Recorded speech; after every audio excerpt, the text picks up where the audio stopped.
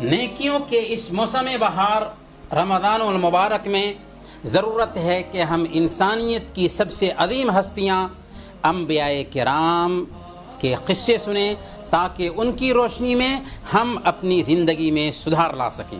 تو آئیے سنتے ہیں پروگرام نبیوں کے قصے۔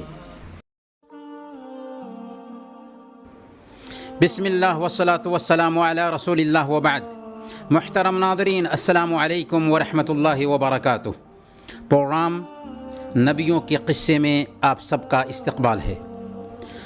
نوح علیہ السلام کے قصوں میں سے ایک عبرت آموز قصہ طوفان نوح ہے۔ یہ طوفان کیا ہے، کیوں آیا، کیسے آیا، اور نوح علیہ السلام کے پورے قصے سے ہمیں کیا سبق ملتا ہے، اسی سلسلے میں آج ہم بات کریں گے۔ پچھلے ایپیسوڈ میں ہم نے بتایا تھا کہ جب نوح علیہ السلام کے زمانے میں لوگوں نے بزرگوں کی شان میں غلو کیا تو اس کے نتیجے میں شرک کی شروعات ہوئی۔ تب اللہ رب العالمین نے نوح علیہ السلام کو ان کے بیچ نبی بنا کر کے بھیجا۔ نوح علیہ السلام اپنی قوم کو 950 سال تک سمجھاتے رہے، لیکن قوم سرکش تھی، ٹس سے مس نہ ہوئی۔ تو نوح علیہ السلام نے اللہ تعالیٰ سے دعا کیا کہ اے اللہ، میں ان کے مقابلے میں کمزور ہوں، تو ان سے بدلہ لے لے۔ چنانچہ اللہ رب العالمین نے نوح علیہ السلام کو حکم دیا، وَاصْنَعِ الْفُلْكَ بِأَعْيُنِنَا وَوَحْيِنَا وَلَا تُخَاطِبْنِي فِي الَّذِينَ ظَلَمُوا إِنَّهُمْ مُغْرَقُونَ۔ اور ہماری نگرانی میں ہماری وحی کے مطابق ایک کشتی بنانا شروع کر دیں، اور دیکھیں جن لوگوں نے ظلم کیا ہے ان کے حق میں مجھ سے کوئی سفارش نہ کریں، یہ سارے کے سارے ڈوبنے والے ہیں۔ بتانا مقصود یہ تھا کہ اب یہ قوم ایمان لانے والی نہیں ہے، ان کی ہلاکت یقینی ہے، لہذا آپ کشتی بنانا شروع کر دیں۔ جب طوفان آئے گا تو کشتی کے سوار ہی بچ سکیں گے، اور ہاں یاد رکھیں کہ جب ہمارا عذاب آنے لگے تو ظالموں پر ترس کھا کر ان کے حق میں مجھ سے کسی طرح کی سفارش مت کیجیے گا۔ یہ کشتی کیا تھی؟ بہت بڑا سمندری جہاز تھا۔ امام ثوری رحمۃ اللہ علیہ نے فرمایا کہ کشتی 80 ہاتھ لمبی تھی۔ جس وقت نوح علیہ السلام کشتی بنا رہے تھے، کفار آپ کے پاس سے گزرتے تو آپ کا ٹھٹھا اور مذاق اڑاتے ہوئے کہتے کہ اے نوح، یہ کشتی پانی کے بغیر کہاں چلے گی؟ یہ کشتی خشک زمین پر چلاؤ گے؟ کہاں ہے پانی جس میں تیری یہ کشتی چل سکے؟ کوئی کہتا کہ اے نوح، نبوت کرتے کرتے اب برہی بن گئے۔ نوح علیہ السلام جواباً کہا کرتے تھے، ان تسخروا منا فإنا نسخر منکم کما تسخرون۔ اگر تم ہم پر ہنستے ہو تو ہم بھی تم پر ہنس رہے ہیں۔ ان قریب تمہیں معلوم ہو جائے گا کہ کس پر وہ عذاب آتا ہے جو اسے رسوا کر دے گا، اور کس پر وہ بلا ٹوٹنے والی ہے جو ٹوٹ کر کے ہی رہے گی۔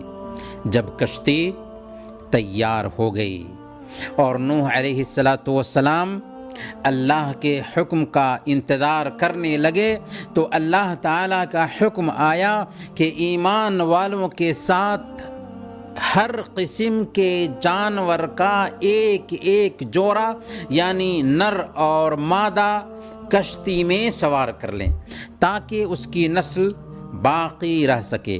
چنانچہ نوح علیہ السلام نے ایسا ہی کیا۔ بعض کہتے ہیں کہ اس کشتی میں نباتات بھی رکھے گئے تھے۔ اس سے پتہ یہ چلتا ہے کہ یہ طوفان کسی ایک خطے میں نہیں آیا تھا، بلکہ اس وقت موجود ساری مخلوق کے لیے عام تھا۔ اس کشتی میں مرد اور عورتوں کو ملا کر کل سوار 80 کے قریب تھے، بعض نے اس سے بھی کم بتایا ہے۔ محترم بھائیوں اور بہنوں، آپ پوچھ سکتے ہیں کہ طوفان کیسے آیا؟ جی ہاں، یکایک اللہ رب العالمین نے زمین کو حکم دیا کہ تم پھوٹ پڑو۔ اس طرح زمین چشموں کی طرح ابل پڑی اور آسمان کو حکم دیا کہ بارش برساؤ۔ چنانچہ اوپر سے آسمان نے خوب بارش برسانا شروع کر دیا، جس سے پانی اتنا اونچا ہو گیا کہ پہاڑ بھی پانی میں ڈوب گئے۔ بلکہ کئی مفسرین نے لکھا ہے کہ پانی بلند ترین پہاڑ سے بھی 15 ہاتھ بلند تھا، لیکن کشتی حضرت نوح علیہ السلام اور ان کے ساتھیوں کو اپنے دامن میں سمیٹے ہوئے رواں دواں تھی، چل رہی تھی۔ اسی بیچ حضرت نوح علیہ السلام نے اپنے بیٹے کو دیکھا کہ وہ کشتی سے باہر ہے، تو پیار سے کہنے لگے، یا بنی ارکب معنا ولا تکن مع الکافرین، بیٹا ہمارے ساتھ سوار ہو جا، کافروں کے ساتھ نہ رہ۔ اس نے پلٹ کر اپنے باپ حضرت نوح علیہ السلام کو جواب دیا، سآوی الی جبل یعصمنی من الماء، میں ابھی ایک پہاڑ پر چڑھا جاتا ہوں جو مجھے پانی سے بچا لے گا۔ یہ اس کا خیال تھا کہ کسی پہاڑ کی چوٹی پر چڑھ جاؤں گا، وہاں پر پانی کیوں کر پہنچ سکے گا۔ نوح علیہ السلام نے کہا، لا عاصم اليوم من امر اللہ الا من رحم، آج کوئی چیز اللہ کے حکم سے بچانے والی نہیں ہے سوائے اس کے کہ اللہ تعالیٰ ہی کسی پر رحم فرمائے۔ باپ بیٹے کے درمیان ابھی گفتگو چل ہی رہی تھی کہ اتنے میں ایک موج نے اسے اپنی زد میں لیا اور وہ سب کے سب ڈوب مرے، جس میں نوح علیہ السلام کا بیٹا بھی تھا۔ چونکہ یہ کافروں میں سے تھا اور اس نے خود کو چھپا رکھا تھا، اسی لیے نوح علیہ السلام نے اسے کشتی میں سوار ہونے کو کہا تھا۔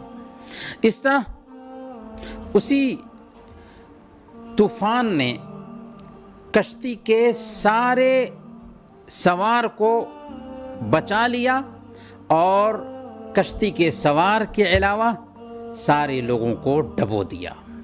تباہی کے بعد اللہ تعالیٰ نے زمین اور آسمان کو حکم دیا، وَقِيلَ يَا أَرْضُ ابْلَعِي مَاءَكِ وَيَا سَمَاءُ أَقْلِعِي وَغِيضَ الْمَاءُ وَقُضِيَ الْأَمْرُ وَاسْتَوَتْ عَلَى الْجُودِ، حکم ہوا، اے زمین اپنا سارا پانی نگل جا، اور اے آسمان رک جا۔ چنانچہ پانی زمین میں بیٹھ گیا، فیصلہ کیا جا چکا تھا، اور کشتی جودی پر ٹک گئی۔ جب زمین کی سطح سے پانی بالکل خشک ہو گیا اور زمین پر رہنا بالکل آسان ہو گیا، ممکن ہو گیا، تب اللہ تعالیٰ نے حضرت نوح علیہ السلام کو حکم دیا کہ وہ کشتی سے اتر آئیں، جو ایک لمبے زمانے تک پانی میں چلتی رہی تھی۔ آخرکار مشہور پہاڑ جودی پر ٹھہر گئی۔ اس کے بعد نوح علیہ السلام نے اپنے بیٹے کے حق میں اللہ تعالیٰ سے سوال کیا کہ آخر وہ کیوں کر غرقاب ہوا، حالانکہ تو نے تو میرے اہل و عیال کو بچانے کا وعدہ کیا تھا اور وہ میرے اہل و عیال میں سے تھا، لیکن پھر بھی وہ کیوں غرقاب ہوا؟ تب اللہ رب العالمین نے فرمایا یا نوح انہ لیس من اہلک انہ عمل غیر صالح فلا تسألنی ما لیس لک بہ علم۔ اے نوح، وہ تیرے گھر والوں میں سے نہیں ہے، اس کے کام بالکل ہی ناشائستہ ہیں، تجھے وہ چیز نہ مانگنی چاہیے جس کا تجھے مطلقاً علم نہیں ہے۔ محترم ناظرین، یہ ہے قصہ طوفان نوح کا، جس میں آپ نے دیکھا کہ کیسے اللہ تعالیٰ نے ظالموں کو کیفر کردار تک پہنچایا اور ایمان والوں کی عجیب طریقے سے حفاظت فرمائی۔ اب آئیے ہم دیکھتے ہیں کہ نوح علیہ السلام کے اس قصے سے ہمیں کیا اسباق ملتے ہیں، کیا دروس ملتے ہیں۔ نوح علیہ السلام کی زندگی سے ہمیں سب سے پہلے دعوت کا اسلوب معلوم ہوتا ہے کہ نوح علیہ السلام ایک دن اور 2 دن نہیں بلکہ لگاتار 950 سال تک اپنی قوم کو دعوت دیتے ہیں، ان کی اذیتوں کو برداشت کرتے ہیں اور نا امید نہیں ہوتے۔ اس میں ایک داعی کو نیا عزم اور حوصلہ ملتا ہے کہ اگر لوگ پیغام پر دھیان نہ بھی دے رہے ہوں پھر بھی دعوت کا کام جاری رکھیں، حوصلہ پست نہیں ہونا چاہیے، کیونکہ اللہ کے دین کا آپ کام کر رہے ہیں۔ پھر ہم دیکھتے ہیں کہ نوح علیہ السلام نے حق کو اپنانے میں بیوی بچوں کی جدائی برداشت کر لیا، لیکن حق سے سمجھوتا نہیں کیا۔ اس لیے ہمیں بھی چاہیے کہ دنیا ناراض ہوتی ہے تو ہو، رشتے کٹتے ہیں تو کٹ جائیں، لیکن حق سے سمجھوتا نہ کریں۔ نوح علیہ السلام کے قصے سے ہمیں یہ بھی سبق ملتا ہے کہ نبیوں کے پیغام کا انکار سب سے پہلے سماج کے مالدار لوگوں نے کیا ہے۔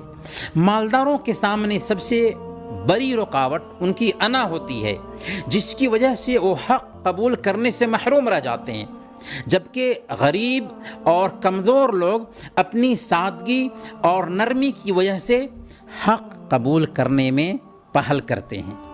آج بھی کتنے دینی مجلسوں میں مالدار لوگ اس لیے شریک نہیں ہوتے، یعنی دینی مجلسوں میں کتنے مالدار لوگ اس لیے شریک نہیں ہوتے کہ وہاں کمزور اور غریب لوگ بیٹھے ہوتے ہیں۔ سماج سے ایسی سوچ کو جڑ سے اکھاڑ پھینکنے کی ضرورت ہے، کیونکہ اللہ کی نظر میں اس مالداری اور ثروت کی کوئی اہمیت نہیں جو دین سیکھنے کے راستے میں رکاوٹ بن جائے۔ نوح علیہ السلام کے قصے سے ہمیں تیسرا سبق یہ ملتا ہے کہ انسان اگر ایمان سے محروم ہو تو نسبی قرابت اور رشتہ داری اسے کچھ فائدہ نہیں پہنچا سکتی۔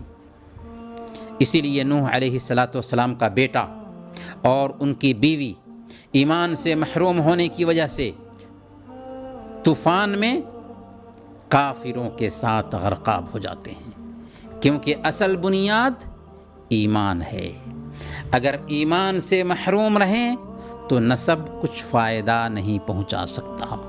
صحیح مسلم کی روایت ہے، اللہ کے نبی صلی اللہ علیہ وسلم ارشاد فرماتے ہیں من بطأ به عمله لم يسرع به نسبه، کہ جس کا عمل اسے پیچھا کر دے اس کا نسب اسے آگے نہیں لے جا سکتا۔